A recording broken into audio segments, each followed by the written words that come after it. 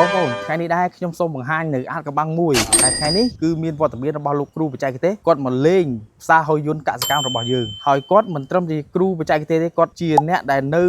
រោងចក្រផលិតផ្ទាល់តែម្ដងអញ្ចឹងបាទចង់ដឹងថាអាចកបាំងនោះគឺជាអ្វីតោះយើងទៅមើលទាំងអស់គ្នា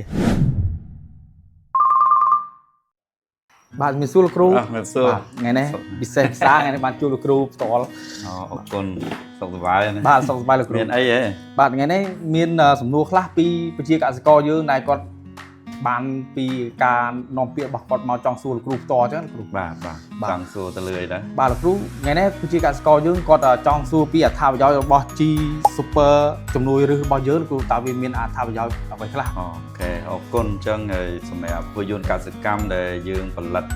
Super ជំនួយឬនេះមកវាជាពពុះ Bio គេហៅថាពុយមិចបាទដែលវាជួយខ្លាំងទៅដល់ប្រព័ន្ធឫសបើនិយាយរួមខ្លីមានន័យថាធ្វើឲ្យឫសឃ្លាន CG បាទអញ្ចឹងយើងបាញ់វាទៅដំណាំដែលវាអន់ដែលវាអត់បានចាប់ CG ពីក្នុងដីឬក៏កសិករយើងទិញ G ពីទីផ្សារមកមិនថាគីមីមិនថាធម្មជាតិទេវាខ្លះយើងដាក់ទៅវាអត់ស៊ីទេបាទដោយសារប្រព័ន្ធឫសនេះវាខ្សោយឬក៏ប្រព័ន្ធឫសនេះវាដុះតិចពេកបាទអញ្ចឹង Super ជំនួយឫសនេះបើ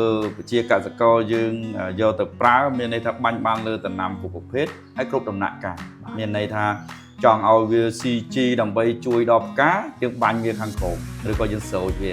ចង់ឲ្យវាបាញ់ឲ្យវា CG ដើម្បីលាស់ត្រួយយើងបាញ់វាអញ្ចឹងគោលបំណងរបស់យើងមានន័យថាជំរុញឲ្យឫសហ្នឹងមានសុខភាពរឹងមាំជួយឲ្យឫសហ្នឹងវាមានការដុះឫសថ្មីជាបន្តបន្ទាប់ជាពិសេស Bio នេះគឺយើងនិយាយភាសាសាមញ្ញគេហៅពពួកទៅបណ្ដុះពេលដែលយើងស្រោចទៅហ្នឹងបណ្ដុះឲ្យដីរបស់យើងកើតជាដីសរីរាង្គអញ្ចឹងពាក្យថាដីសរីរាង្គនេះគឺវាអាចបង្កើតសារធាតុជាង200ប្រភេទ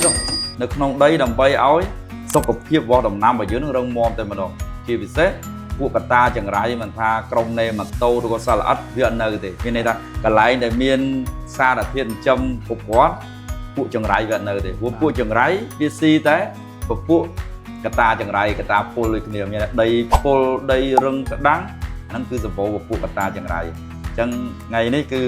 ចង់ជម្រាបជូនបន្ថែមថាក្នុងគោលបំណងរបស់ហ៊ុយយន្តដែលផលិតបាទ Bio ជំនួយឬនេះមកឲ្យកសិកររបស់យើងឈប់ព្រួយបារម្ភទៅលើប្រព័ន្ធឬរបស់ដំណាំដុះមកក្រិនដុះមកហៅថាលឿងឬក៏អត់ CG ជាដើមហ្នឹងឬក៏ប្រើ G ច្រើនអស់លុយច្រើនប្រើច្រើនដងអញ្ចឹងមានន័យថាយើងបាញ់អានេះទៅយើងប្រើតែម្ដងគឺវាអាច CG បានប្រសើរតែម្ដង